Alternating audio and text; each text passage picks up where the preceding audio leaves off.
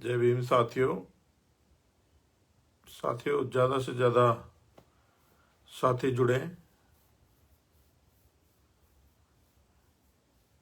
Monty cobra जी, जय भीम साथियों। साथ के साथ शेयर भी करते रहें। विशाल बिरला जी, जय भीम। जय भीम मोंटी भाई। रामेश जी, जय भीम। सुरेंद्र सिंह जी, जय भीम जय भीम। विशाल बिरला जी, जय भीम सर, जय भीम।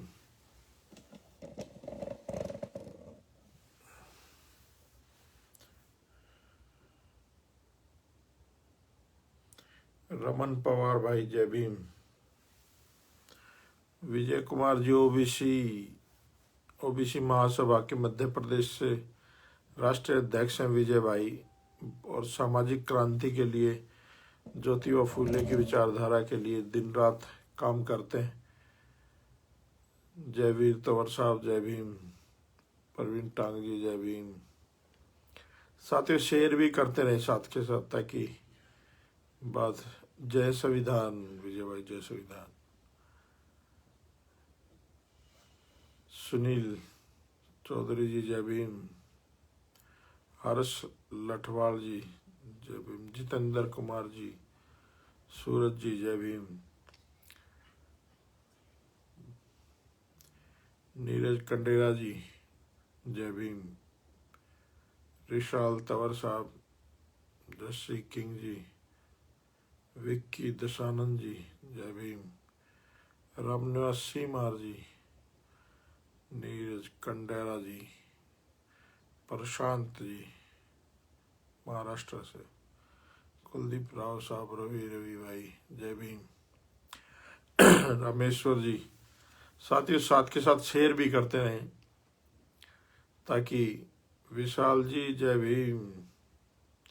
काके भाई के बेटे हैं विशाल भाई। बुद्धराम जी, जय भीम। रोहित सिद्धू जी, जय भीम। थोड़ा समय लेंगे अपनी बात शुरू करने में, ताकि और ज़्यादा से ज़्यादा साथी जुड़ जाएं। साथियों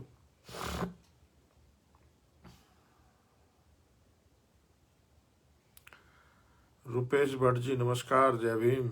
राहुल यादव जी, क्या बात है, यादव साहब भी जुड़ गए।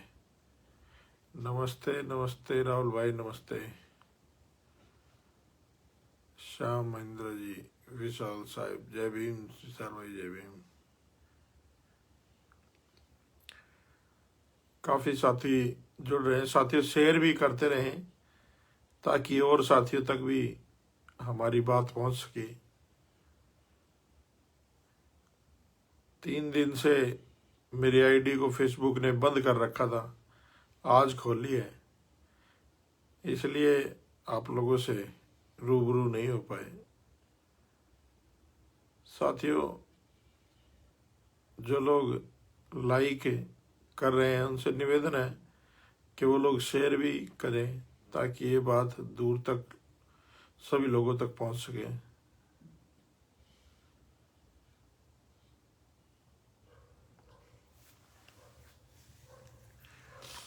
अभी 2-3 मिनट के बाद अपनी बात शुरू करेंगे। सुनील दत्त सब्बरवाल जी, जय भीम।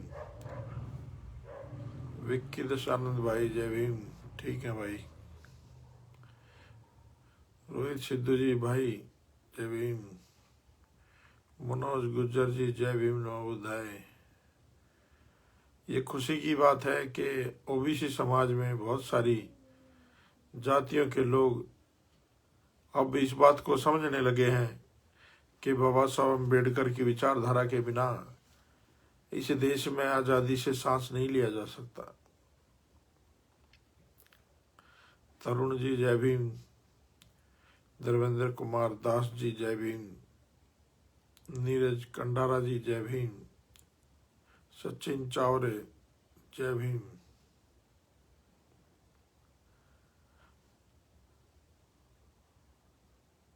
श्याम महेंद्रा जी, जय भीम। विजय कुमार जी, जय भीम।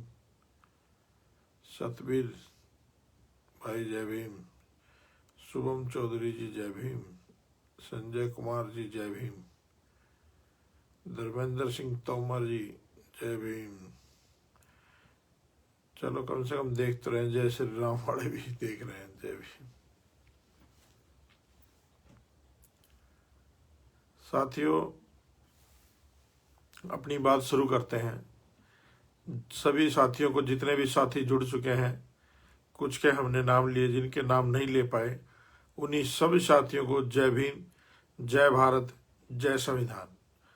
साथियों, आज के जो हालात हैं, आज पूरे देश में हाहाकार मचा हुआ है। आज इस देश का जन जन परेशान है। अभी 3-4 दिन से जो हालात हैं, इस देश की संसद में बैठी निकम्मी और बेशरम सरकार ने जो देश के संविधान के साथ खिलवाड़ रोज की रोज कर रही है, किसानों को लेकर के 3 कानून पास किए थे, जिन कानूनों की वजह से पूरे देश का किसान परेशान है। और पूरे देश के किसानों ने एक निर्णय लिया कि हम लोग दिल्ली जाएंगे और दिल्ली में गूंगी बहरी सरकार को अपनी आवाज सुनाने का काम करेंगे। साथियों देखिए, दिल्ली पुलिस ने और पैरामिलिट्री फोर्सेस ने जितने हाईवेज थे उनको खोद दिया, उनके आगे बड़े बड़े पत्थर डाल दिए, लाठी चार्ज किया, वाटर कैनन चलाया, आंसू गैस के गोले छोड़े। लेकिन मैं सल्यूट करता हूं किसानों के जज्बे को कि एक सरकार उनकी हिम्मत के आगे हार गई और सरकार को बुराड़ी के अंदर उनको प्रदर्शन करने के लिए जगह देनी पड़ी।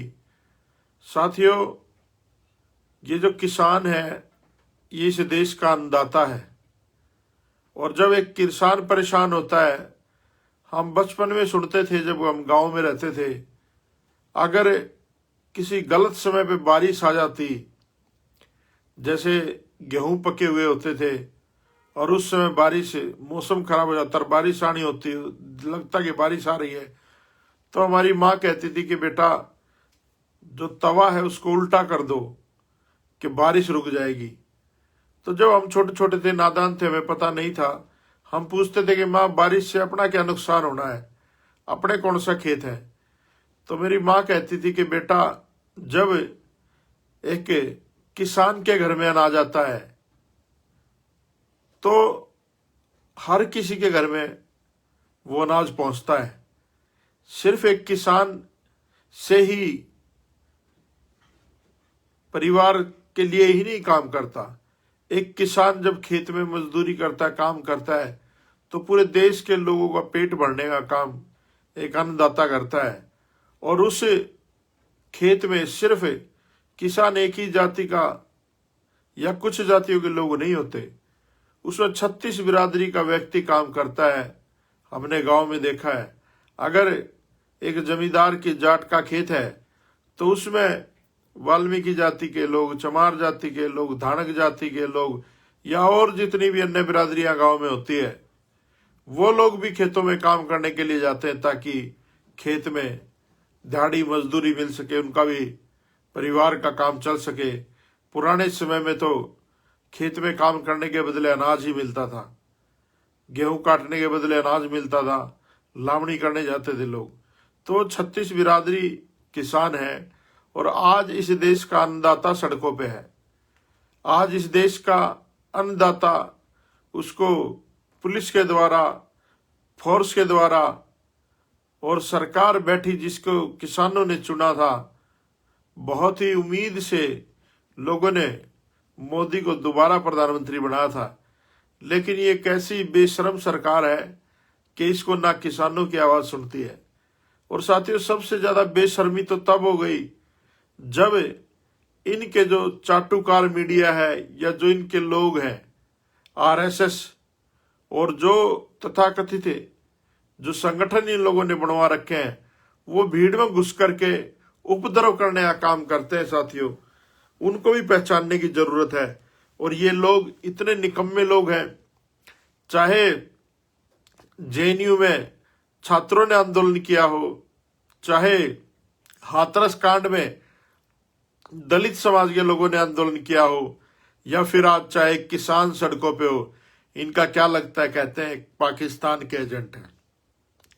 अरे जब बिहार में चुनाव होता है तो आप पाकिस्तान से कहलवाते हो कि पुलवामा पाकिस्तान ने किया था।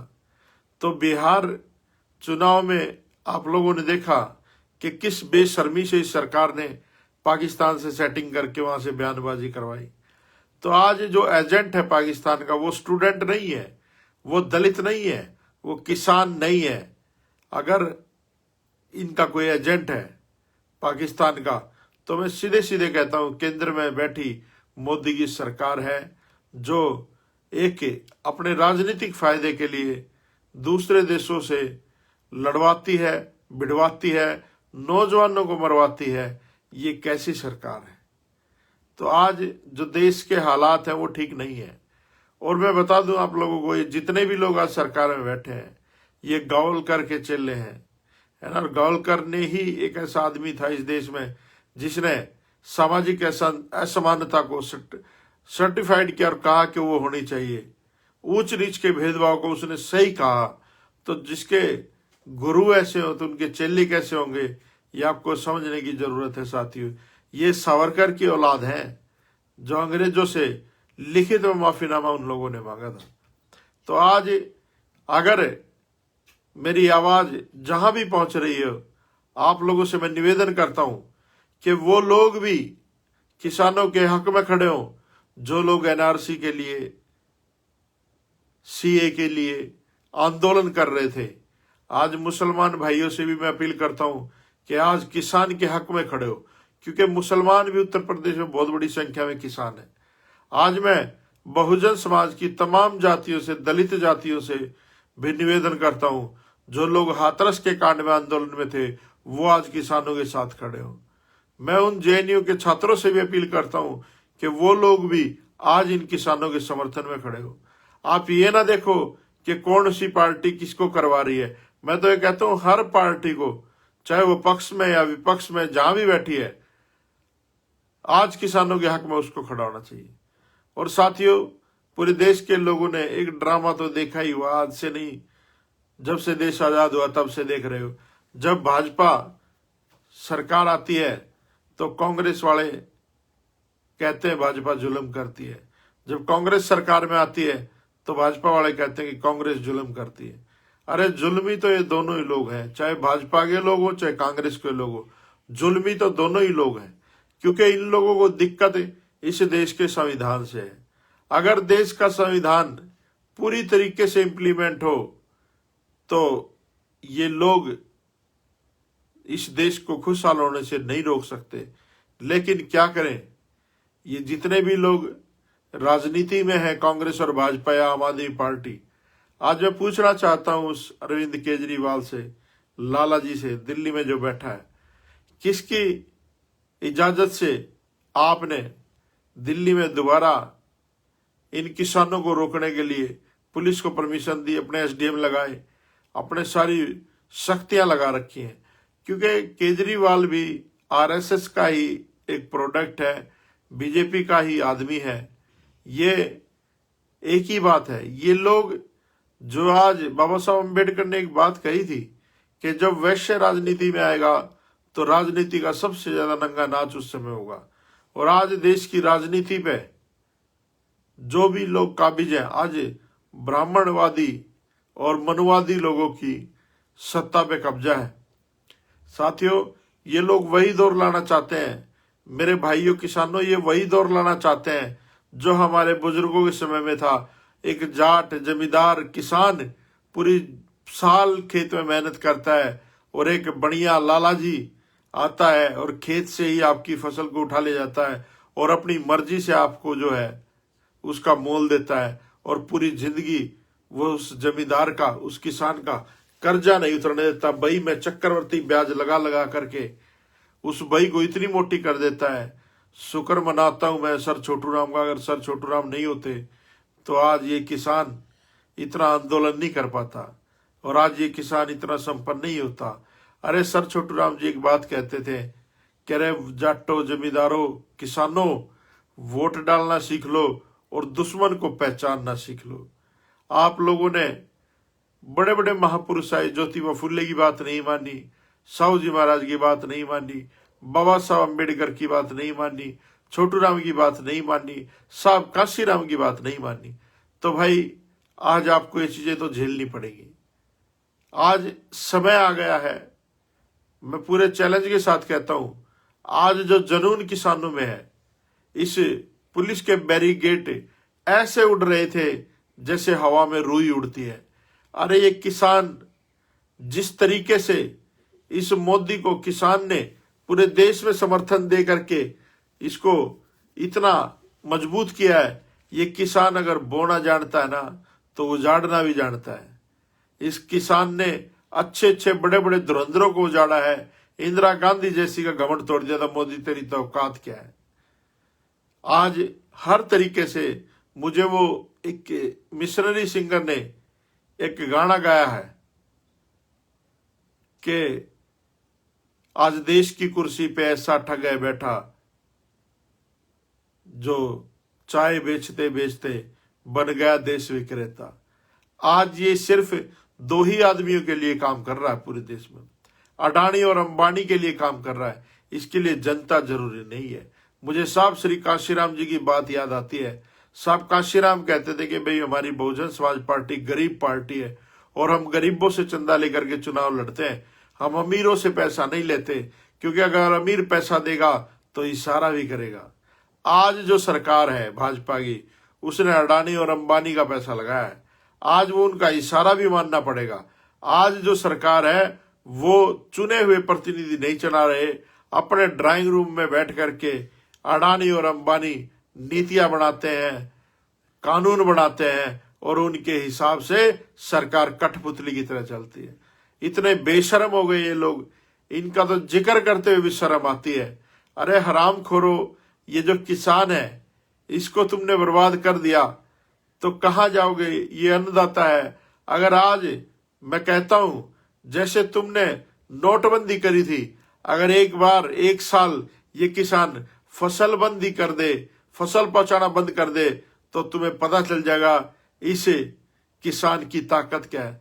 और मैं तो कहूंगा किसानों को एक बार ये कर ही देना चाहिए, बिल्कुल सारी फसलें उगाना बंद कर दें और पता चल जाएगा इन लोगों को। और इनके जो नेता वेता है सारे इन पार्टियों के, इन हरामखोरों को देना ही बंद कर दें। साथियों आज बहुत दुखी मन है, व्याकुल मन है कि मेरे जो परिवार के लोग हैं, हमारे जो समाज के लोग हैं, हमारे जो किसान भाई हैं, वो सड़कों पे हैं, उनके परिवार सड़कों पे है। और कितनी एक मार्मिक घटना हुई है। अभी मैंने फेसबुक पे भी डाला था कि एक बाप आंदोलन में गया हुआ है किसान, और उसका बेटा सरहद पे शहीद हो गया फौजी। बताओ किससे लड़े, बॉर्डर में बैठे दूसरे देश के दुश्मनों से लड़े या संसद में बैठे इस देश के दुश्मनों से लड़े। आदमी क्या करे। आज देश की संसद में ऐसे लोग बैठ गए हैं, पता नहीं वो क्या चाहते हैं। कभी धर्म के नाम पे लड़वाते हैं, कभी जाति के नाम पे लड़वाते हैं, कभी कैसे कभी कैसे कभी कैसे। इन्होंने हद कर दी और हर आदमी को पाकिस्तान का एजेंट बजाते हैं। अरे एजेंट तो दलाली तो तुमने की, आरएसएस के लोगों, बीजेपी के लोगों। बता दो एक भी आदमी तुम्हारे अंदर से अगर हो जिसने देश की आजादी में कोई लड़ाई लड़ी हो।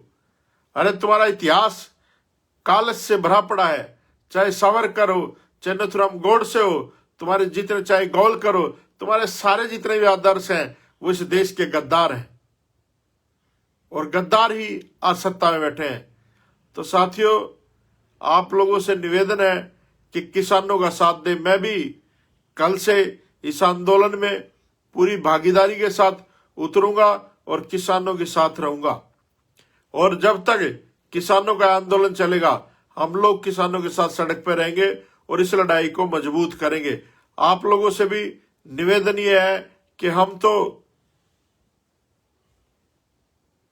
सारे के सारे लोग काम कर ही रहे हैं, जितने भी लोग सोशल मीडिया पे हैं। और एक और मेरा आपसे अनुरोध है, अरे सीखो इस देश के लोगों, इंडिया के लोगों, भारत के लोगों, सीखो अमेरिका से।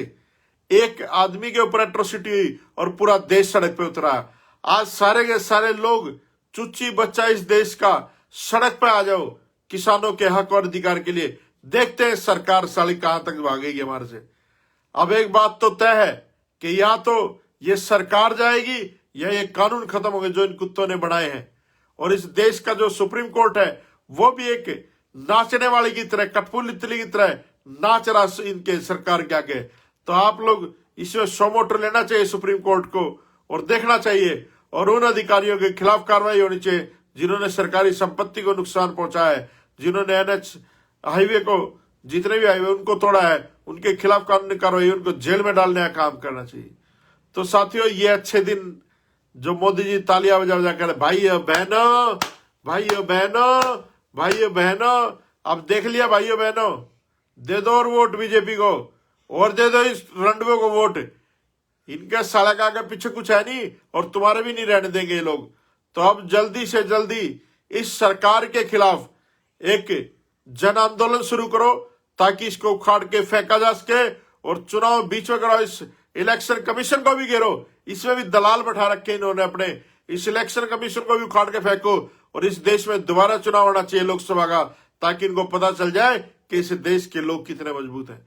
तो साथियों, इस वीडियो को ज्यादा से ज्यादा लोगों तक पहुंचाएं, ज्यादा से ज्यादा लोगों तक हमारी बात पहुंचाएं, इसको शेयर जरूर करते रहें।